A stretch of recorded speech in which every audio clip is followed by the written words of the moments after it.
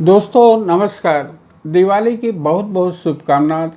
आने वाली ये दिवाली आपके लिए समृद्धमय हो, परिवार शांति से रहे, आप सुखमय रहें, यही मेरी कामना है। आज पिछले हफ्ते मुझे डेंगू हो गया था।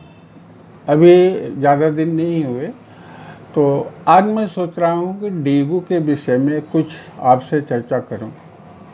डेंगू जो है देहातों में और शहरों में भी इस समय बहुत ज़्यादा तेज़ी से फैल रहा है। हर घर में तो नहीं है, एक एक दूसरे तीसरे घर में एक पेशेंट जरूर डेंगू के इस समय पाए जा रहे हैं। दिवाली के आसपास ये डेंगू वाली बीमारी काफ़ी बढ़ जाती, तो इस पर थोड़ी चर्चा हम करेंगे।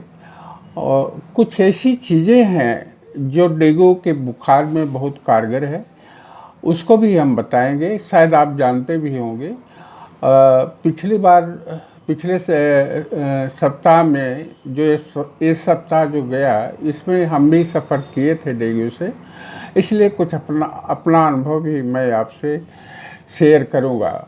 मेरी आवाज़ थोड़ी कम आपको सुनाई पड़ती होगी, धीमी सुनाई पड़ती होगी, डेंगू की वजह से ही है, थोड़ा कमज़ोरी महसूस कर रहा हूँ। तो डेंगू होता कैसे है, पहले ये जान लेते हैं। डेंगू एक वायरस बीमारी है जो ग्रुप बी वायरस से, अर्ब वायरस से ये होता है।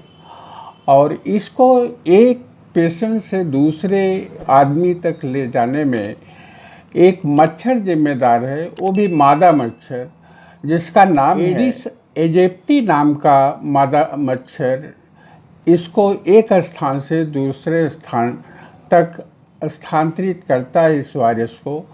मान लीजिए कोई पेशेंट है, कोई मरीज डेंगू का है, वह मच्छर उसको काट लिया और फिर वह मच्छर एक स्वस्थ आदमी को काट ले तो उसको भी डेंगू हो जाएगा। और जिस दिन यह डेंगू का इन्फेक्शन शरीर के अंदर पहुंचता है, इसका एक पीरियड होता है लक्षण आने में। इसमें 5 से 8 दिन का टाइम लगता है जब इसके लक्षण शरीर में आना शुरू कर देते हैं। जब इसके लक्षण शरीर में शुरू होते हैं तो पहले तो बहुत कमज़ोरी महसूस होती है, हाथ पाँव ऐसा लगता है कि बहुत भारी हो गया है।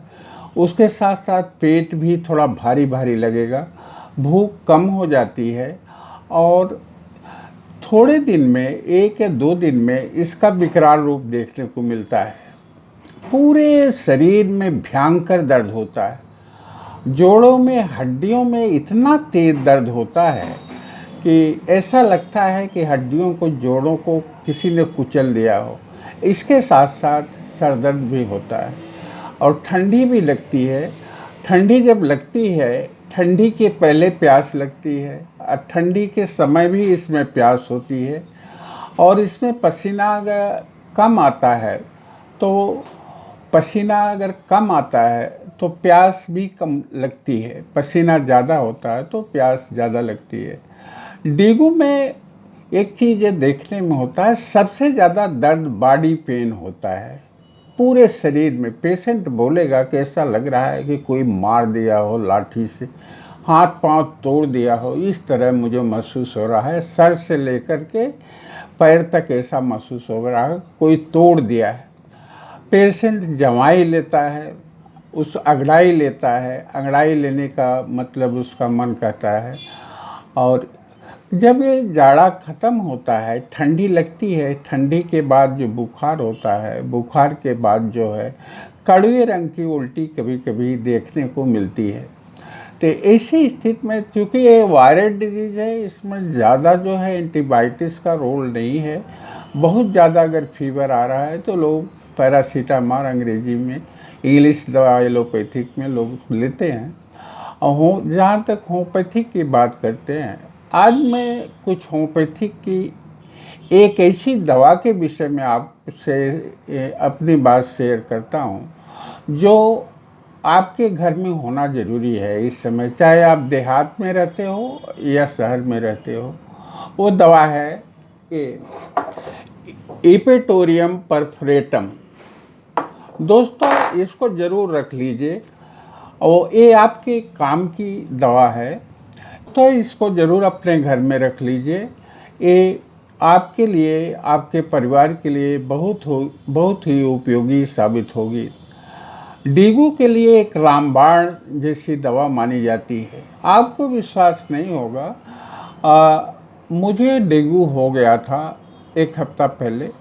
मैं यही दवा लिया और इसके साथ साथ पपीता का रस।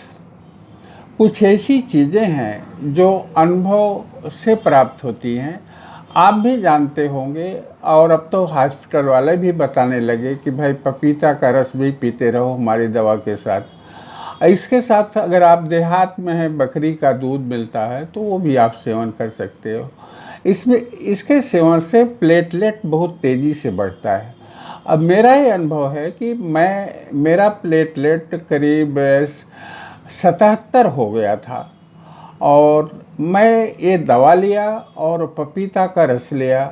पैरासीटामॉल, थोड़ा बुखार बहुत ज़्यादा था तब भी मैं पैरासीटामॉल नहीं लिया, और धीरे धीरे बुखार कम होने लगा। और 2 दिन के बाद मैं फिर ब्लड टेस्ट कराया तो 1,10,000 लगभग हो गया प्लेटलेट से। हमें पूरा आराम महसूस होने लगा। तो इतनी जल्दी रिकवर ये करती है ये दवा, एपिटोरियम परफेक्टम डेंगू के लिए बहुत ही शानदार दवा है होम्योपैथिक में। आपका हज़ारों का हॉस्पिटल का बिल ये बचा देगी। हॉस्पिटल में जाकर ग्लूकोज का बाटल चढ़ाने से अच्छा है शुरू में इसको आप स्टार्ट कर दें, और पपीता का रस, बकरी का दूध लेते रहें।